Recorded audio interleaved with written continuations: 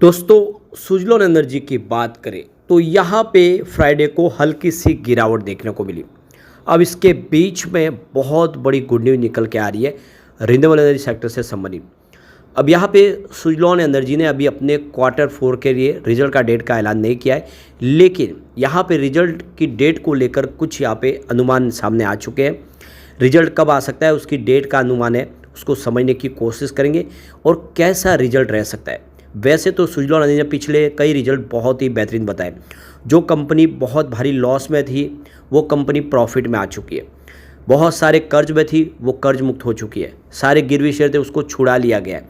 यानी कंपनी ने लगातार एक के बाद एक बहुत सारे अचीवमेंट किए और इस समय कंपनी की ऑर्डर बुक बहुत ही ज़बरदस्त है। पूरे इंडिया के अंदर जो मार्केट शेयर में देखें तो 30% अकेला कंपनी का मार्केट शेयर है।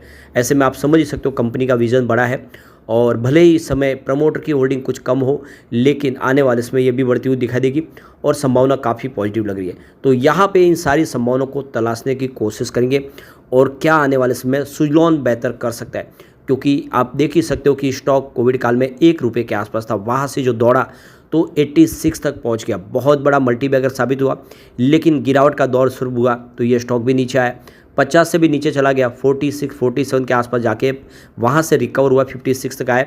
पिछले दिनों तेज़ी में 60 तक भी गया था। अब क्या है आगे की रणनीति उसको समझेंगे, लेकिन फ्रेंड्स उससे पहले अगर आप पहली बार हमारे चैनल पे आए तो चैनल को सब्सक्राइब कर दीजिए, एक बेल आइकॉन दबा दीजिए ताकि जब भी नया वीडियो बने पहला नोटिफिकेशन आपको मिले। वीडियो पसंद आए तो लाइक से जरूर कीजिए। चलो फ्रेंड्स वीडियो स्टार्ट करते हैं। मैं हूँ आपका दोस्त SB दवे और हमारे अपने चैनल ऑनलाइन कमाई में आपका बहुत बहुत स्वागत है। सबसे पहले फ्राइडे के कारोबार की बात कर ले तो क्लोजिंग 56.27 पर थी फ्राइडे को 0.16% की गिरावट के साथ।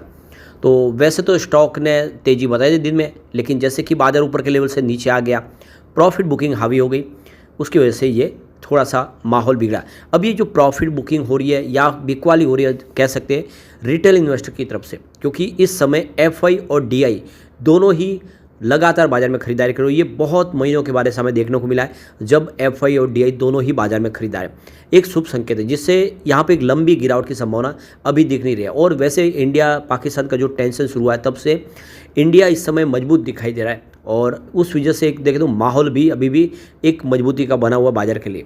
इस समय आप समझ सकते हो कि जो एक तरह से शक्ति है इस समय जो भारत के पास है वो उसको और मजबूती प्रदान करते हैं, जिससे लोगों को भी लगता है कि इसका जो भी निवारण होगा इस पूरे मामले का वो इंडिया के फेवर में होगा। इस वजह से कोई डरने वाली बात नहीं है।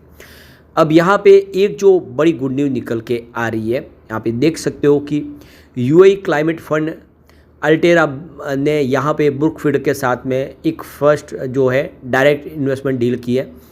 तो देख सकते हो कि UAE बैक $30 बिलियन का जो इन्वेस्टमेंट फंड है, जो क्लाइमेट इन्वेस्टमेंट फंड है अल्टेरा, उन्होंने यहाँ पे इंडिया के अंदर फर्स्ट डायरेक्ट इन्वेस्टमेंट किया है और इसका जो इन्होंने कमिटमेंट किया है $100 मिलियन का यहाँ पे इंडिया के अंदर निवेश करेंगे। Renewable energy platform Canadian alternative investment firm Brookfield asset management के साथ। तो देख सकते हो कि इंडिया के अंदर रिन्यूएबल सेक्टर में निवेश का ये सिलसिला शुरू हो चुका है। बड़े बड़े जो फंड हाउस है इंडिया में निवेश करें रिन्यूएबल सेक्टर में। तो ये जो फंडिंग होगी अल्टेरा फंड की तरफ से, जो एक पार्ट है को investment Brookfield asset management company का और क्लीन एनर्जी में काम करते हैं। तो देख सकते हो कि यहाँ पे निवेश की इन्होंने संभावना तलाशी है। तो इस इन्वेस्टमेंट के माध्यम से 11 गीगावाट के सोलर, विंड और बैटरी स्टोरेज के प्रोजेक्ट किए जाएंगे राजस्थान और आंध्र प्रदेश के अंदर। तो इंडिया का जो गोल है 500 गीगावाट की कैपेसिटी को पाना है 2030 तक, जिसमें एक बड़ा रोल इस समय कंपनी का दिखाई दे रहा है। जो 11 करीब 11 गीगावाट का सोलर, विंड और बैटरी प्रोजेक्ट लेकिन होगा, राजस्थान में भी होगा और आंध्र प्रदेश में भी होगा।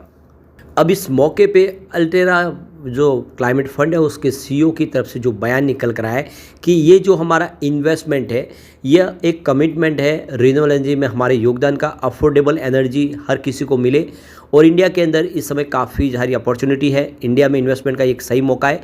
ऐसे में हमें बहुत खुशी है कि हम इंडिया में रिन्यूएबल एनर्जी सेक्टर में निवेश कर रहे हैं। अब इसी मौके पे ब्रुकफील्ड एसेट मैनेजमेंट के जो प्रेसिडेंट है उनका कहना है कि हमने जो अल्टेरा के साथ जो पार्टनरशिप की है रिन्यूएबल एनर्जी के गोल को अचीव करने में, ये एक हमारा जो सहयोग होगा। आने वाले समय में हम तेज़ी से इकोनॉमिक ग्रोथ इंडिया के लिए इस तरह से अपने निवेश को और बढ़ाएंगे और ये हमारी पार्टनरशिप लंबी चले ऐसी हम कल्पना कर रहे हैं।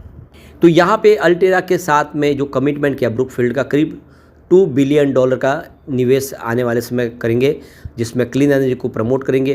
तो ये देख सकते हो कि एक बहुत अच्छी गुड न्यूज़ है, काफ़ी बड़ा निवेश इंडिया में आएगा।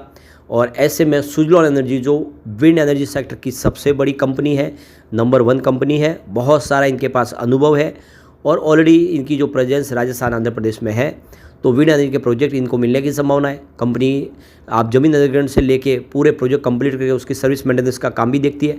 ऐसे में सुजलॉन को इससे बहुत सारा फायदा हो सकता है और ये बहुत अच्छी गुड न्यूज़ है सुजलॉन के लिए। अब सुजलॉन एनर्जी ने अभी तक रिजल्ट की डेट डिक्लेयर नहीं किया Q4 की, लेकिन यहाँ पे मार्केट स्क्रीनर्स की तरफ से एक अंदाज़ा लगाया Q4 को लेकर। उन्होंने जो डेट यहाँ पे प्रोजेक्ट किया वो है 28 मई 2025। उनके हिसाब से 28 मई को सुजलॉन एनर्जी का रिजल्ट हमारे सामने आ सकता है Q4 का। तो हो सकता है इसमें कुछ दिन आगे पीछे हो, 2-4 दिन इधर हो जाए, लेकिन अंदाज़ा आ चुका है कि 28 मई यानी इसी मई महीने में कंपनी लगभग अपना रिजल्ट डिक्लेयर कर देगी। क्योंकि आप देखो कि 5 मई को इनकी इन्वेस्टर मीटिंग है, मोतीलाल ओसवाल ने उसको ऑर्गेनाइज किया है, जिससे एक बात समझ में आ रही है कि जल्द ही यहाँ पे रिजल्ट की संभावना बन जाएगी और इसमें कुछ बड़े फैसले लिए जा सकते हैं। जो 5 मई को मीटिंग होगी, मोतीलाल ओसवाल के द्वारा इसको ऑर्गेनाइज किया गया है। अब रिजल्ट कैसा रह सकता है, अगर हम पिछले 2 रिजल्ट देखें तो अंदाज़ा आ जाएगा। सबसे पहले अगर हम बात करें टोटल रेवेन्यू की, तो सितंबर 2024 में 1460 करोड़ के आसपास था, जो दिसंबर 2024 में बढ़ के 2332 करोड़ तक पहुंच गया। तो रेवेन्यू ज़बरदस्त बढ़ा। ऑपरेटिंग खर्च की बात करें तो ऑपरेटिंग खर्च 1349 करोड़ के आसपास था सितंबर 2024 में, जो दिसंबर में 2013 करोड़ तक पहुंचा। तो जैसे रेवेन्यू बढ़ा उसी तरह से यहाँ पे खर्च भी बढ़ा, ये इसमें कोई बड़ी बात नहीं है। जैसे बिजनेस बढ़ेगा तो खर्च भी बढ़ेगा। ऑपरेटिंग प्रॉफिट की बात करें तो 62.3 करोड़ का था सितंबर 2024 में, जो दिसंबर में 278.3 करोड़ तक पहुंचा। तो ऑपरेटिंग प्रॉफिट में ज़बरदस्त जंप देखने को मिला है, दिसंबर क्वार्टर में बहुत ही बेहतरीन किया है। ऑपरेटिंग प्रॉफिट की बात के परसेंटेज में तो 4.41% था सितंबर क्वार्टर में, जो दिसंबर में 12.14% के आसपास रहा। अब यहाँ पे प्रॉफिट बिफोर टैक्स की बात कर ले तो 83.7 करोड़ का बताया था प्रॉफिट बिफोर टैक्स सितंबर 2024 में, जो दिसंबर में बढ़ के 200.6 करोड़ तक पहुँच गया। ज़बरदस्त जंप, दुगुना से ज़्यादा। नेट प्रॉफिट 83.7 करोड़ के आसपास ही था और लगभग प्रॉफिट भी वही रहा 200 करोड़ का। तो क्लियरली है कि सिग्नल बहुत ही शानदार थे। ईपीएस अगर देखें तो 0.1 रुपीज़ के आसपास था सितंबर में, जो दिसंबर में 0.02 रुपीज़ तक आया। अब नेट प्रॉफिट टीटीएम में देखें तो 303 करोड़ के आसपास था सितंबर में, जो दिसंबर में 480 करोड़ के आसपास पहुंचा। इसका बेसिक ईपीएस देखें तो 0.02 था, जो दिसंबर में बढ़ के 0.04 हुआ। कुल मिला के बहुत ही बेहतरीन रिजल्ट था और आशा है कि इस बार भी शानदार रिजल्ट रहेगा। तो ऐसे में हम कह सकते हैं कि आने वाले समय में सुजलॉन बहुत ही बेहतर कर सकता है। अब यहाँ पे सुजलॉन की ऑर्डर बुक की बात करो, ये देख सकते हो कि लेटेस्ट ऑर्डर बुक 5523 करोड़ के आसपास की है। इसमें कंपनी के कुछ ऑर्डर कैंसिल भी हुए और ये देख सकते हो कि इसके बावजूद भी कंपनी की ऑर्डर बुक काफ़ी शानदार ही है। यहाँ पे अगर जो करंट ऑर्डर बुक है वो 5622 मेगावाट की है और इसमें आप देखें तो इसमें कुछ कम ज़्यादा अगर होगा तो वो फाइनेंशियल रिजल्ट जो Q4 का डिस्कस करेगा उसके अंदर जानकारी कंपनी देगी। अब नोवा रिसर्च के हिसाब से देखें तो सुजलॉन 1500 मेगावाट के ऑर्डर कंप्लीट फाइनेंशियल 2025 तक करेगी और यहाँ पे जो डिलीवरी है 503 मेगावाट तक हो जाएगी Q4 की। अब यहाँ पे कंपनी की जो पोटेंशियल ऑर्डर बुक देखें तो नोमा के हिसाब से उन्होंने न्यू ऑर्डर बुक का जो टारगेट रखा है 5119 मेगावाट का है। तो ये क्लियरली आप समझ सकते हो कि कंपनी का विजन बड़ा है और सुजलॉन आने वाले समय बहुत ही बेहतर कर सकता है। ऐसे में एक बहुत अच्छी संभावना इस समय दिखाई दे रही है। रिजल्ट के पहले ये आने वाले समय बेहतर करता हुआ दिखाई दे रहा है। रिजल्ट बेहतर रहने की पूरी उम्मीद है। लेकिन फ्रेंड्स, कोई भी इन्वेस्टमेंट करने से पहले अपने फाइनेंशियल एडवाइजर से एडवाइस ले ले या अपना खुद का रिसर्च करें, क्योंकि मैंने वीडियो आपके एजुकेशनल पर्पज़ के लिए ही बनाया। वीडियो पसंद आए तो लाइक से जरूर कीजिए और चैनल को सब्सक्राइब कर दीजिए। Thank you friends.